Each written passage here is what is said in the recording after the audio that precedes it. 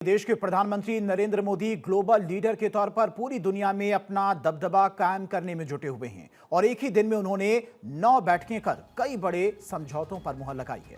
कह सकते हैं कि पीएम मोदी आज बैक टू बैक ये द्विपक्षीय बैठकें कर भारत की विदेश नीति को नई ऊंचाइयों पर उन्होंने पहुंचाया है और इस लिहाज से समझ लेते हैं कि उनकी किन राष्ट्राध्यक्षों के साथ में मीटिंग्स हुई हैं। प्रधानमंत्री मोदी ने 7 देशों के साथ में मंथन किया। उन्होंने कई देशों के राष्ट्राध्यक्षों से मुलाकात की। इन देशों में Spain, Finland, Serbia, Croatia, Estonia, Kazakhstan और भूटान शामिल हैं। इस मीटिंग में रणनीतिक साझेदारी पर उन्होंने चर्चा की। उन्होंने यूरोप से लेकर एशिया तक संवाद कायम किया। इन बैठकों का उद्देश्य स्पष्ट रहा।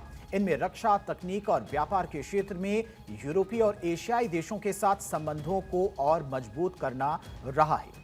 राजनीति के साथ साथ आर्थिक मोर्चे पर भी पीएम मोदी बेहद सक्रिय रहे हैं और इसी कड़ी में उन्होंने गूगल के सीईओ और सन माइक्रोसिस्टम के सह संस्थापक के साथ में विशेष बातचीत की। गूगल के साथ बैठक में भारत के डिजिटल भविष्य और एआई के विस्तार को लेकर अहम रोड मैप तैयार किया गया। दुनिया की बड़ी तकनीकी कंपनियों के साथ पीएम मोदी की इस सीधी बातचीत से भारत में अरबों डॉलर के निवेश और रोजगार के नए अवसर मिलने की उम्मीद है। भूटान के साथ मीटिंग कर पीएम मोदी ने नेबरहुड फर्स्ट की नीति को दोहराते हुए आपसी विकास पर जोर दिया।